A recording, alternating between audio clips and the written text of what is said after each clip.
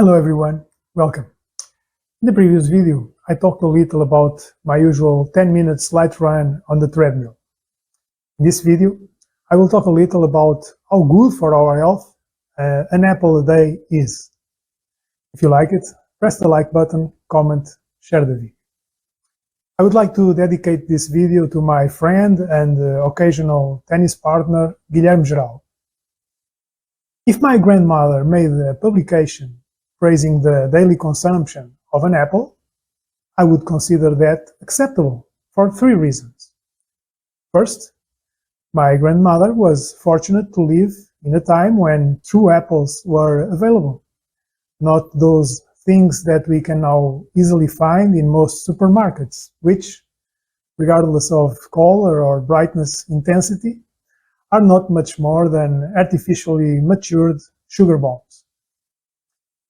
Second, my grandmother didn't have the unfortunate availability of countless fast food restaurants in which she could find complements to her daily apple.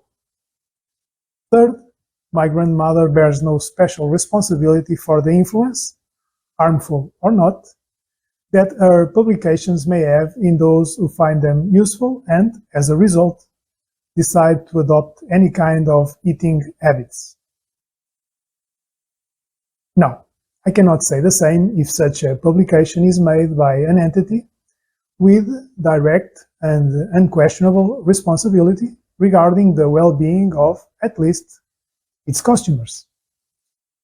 This is obviously the case of gyms, which, nowadays, typically provide nutrition counseling services. From my standpoint, entities providing facilities and equipment to the public, often satisfying citizens' health and well-being needs that the state itself isn't able to ensure, must be entitled to apply for special conditions pertaining, particularly but not exclusively, taxes and bank loans. But of course, as the gentle Hannibal Lecter would say, quid pro quo, Clarice.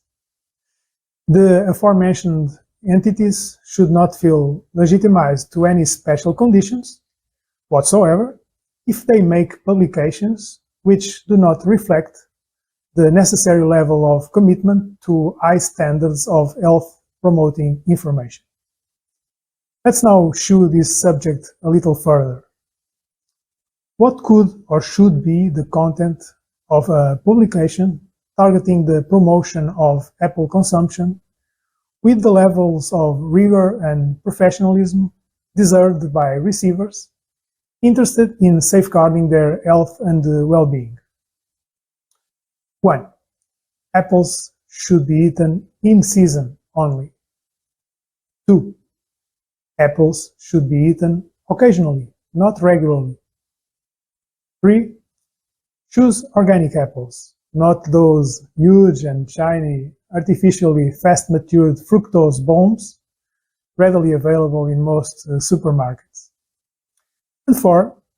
Avoid apples if you are insulin resistant. Some more frivolous-prone would tell me, man, we are not promoting drug consumption. To which I could only reply, congratulations. However, it's currently more or less commonplace, even for those not that much enlightened, that sugar is one of the most addictive substances on the face of the earth, and that the harmful consequences of its consumption go far beyond tooth decay. Although not exactly commonplace, in a future video I will try to make it closer to that, there's another fact that is extremely important to this discussion. Fructose, which can be found in high concentrations on common supermarket apples, is one of the most harmful sugars for human health. Next, you will be able to see a few images of my weight training session. Here it is. Specifically the execution of a few sets of the decline barbell bench press. This exercise targets the low pectoral muscles.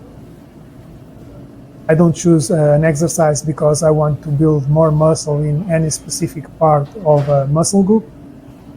I am by no means a bodybuilder. I choose exercises in order to recruit as many crucial parts of all muscle groups as possible in each training cycle defined in my training periodization. In these images, you can watch the execution of 5 sets following the ascending pyramid method.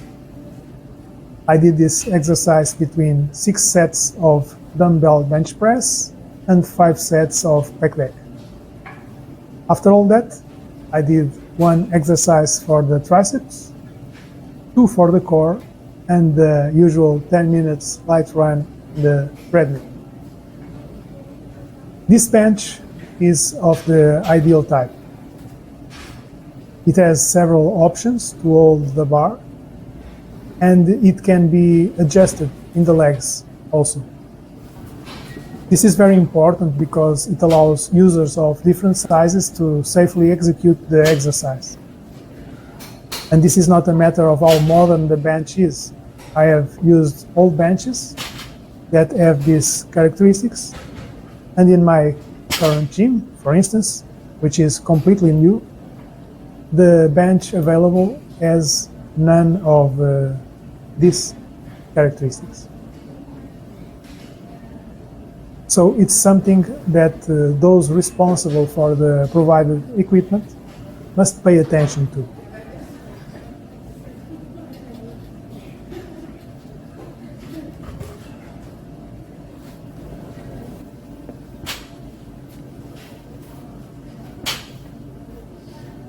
Two more sets only, I believe. If we cannot properly adjust the bench, it is very, very probable that we hurt our shoulders.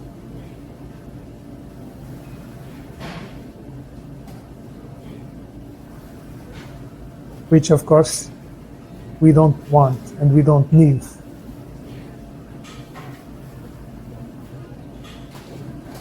It's very nice to be able to do this exercise without shoulder pain. By no means do we want to find those shoulder pain because we are executing this exercise. And this is the last set.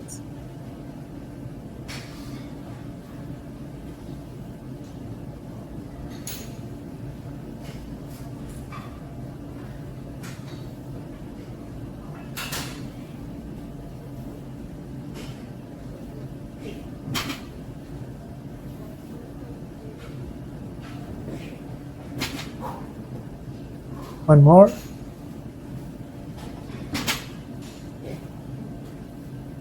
All right. Okay. In the next video, I will talk a little about supplements fraud. Now, if you like what I regularly publish, subscribe to the channel and press the bell to receive all the notifications. See you soon.